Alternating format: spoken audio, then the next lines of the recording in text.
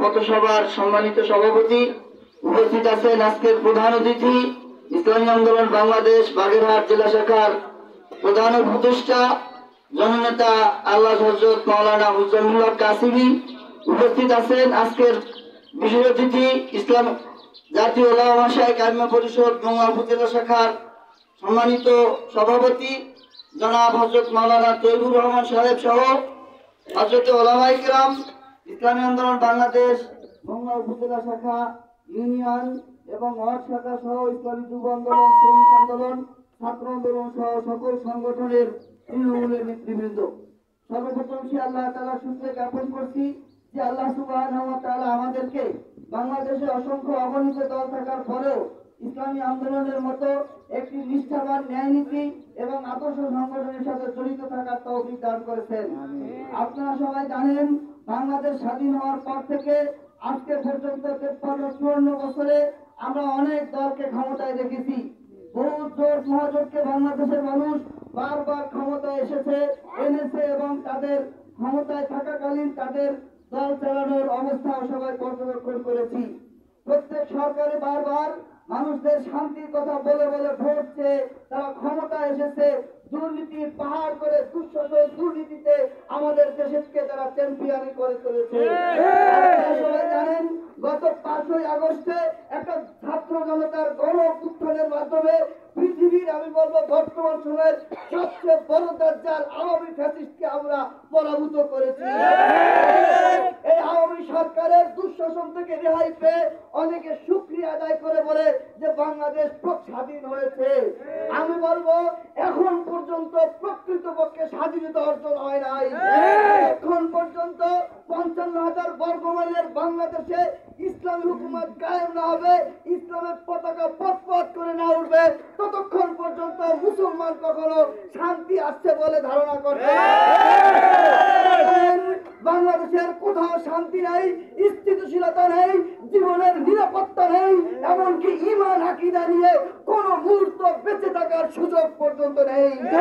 এই মুহূর্তে প্রত্যেকটা মানুষের কর্ণকুহরে ইসলামী আন্দোলন বাংলাদেশের হাত পাখার দাওয়াত পৌঁছে দেওয়া আমাদের প্রত্যেকের উপর ফরজ হয়ে দাঁড়িয়েছে।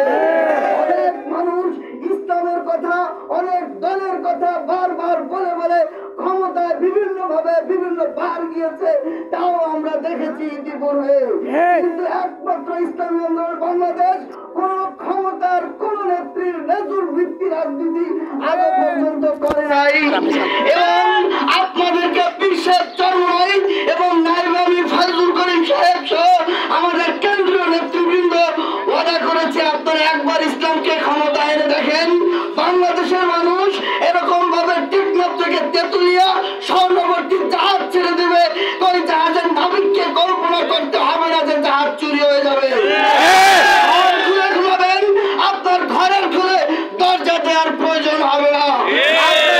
ইসলামকে বিশ্বাস করেন, ঈমান যদি আনয়ন করেন, আপনাদেরকে বলবো প্রতিটা ঘরে ঘরে হাত পায়ের দাওয়াত পৌঁছে দেন, পাড়ায় পাড়ায় মহল্লায় মহল্লায় ইসলামী আন্দোলনের দুর্গ গড়ে তুলুন।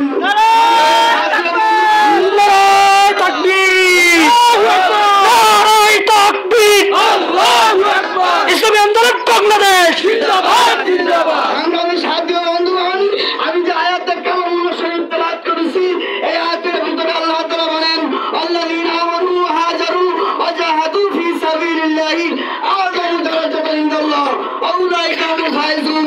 যারা আল্লাহর উপর ঈমান এনেছে এবং আল্লাহর জন্য হিজরত করে ইসলামী হুকুমত বাস্তবায়ন করার জন্য যারা প্রচেষ্টা করে, আল্লাহ সুবহানাহু ওয়া তাআলার কাছে তাদের জন্য রয়েছে সর্বোচ্চ মর্যাদা, এবং তারাই প্রকৃতপক্ষে সফলকাম।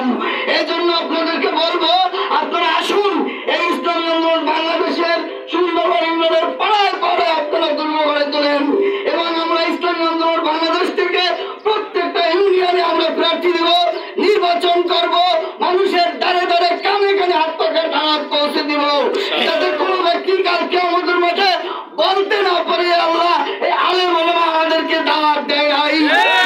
দাওয়াত দেওয়ার পরেও যদি আপনারা ভোট না দেন, ইসলামকে সমর্থন না করেন, আল্লাহ তাআলার কাছে আপনাদের বিচার আমরা ন্যস্ত করে দেব।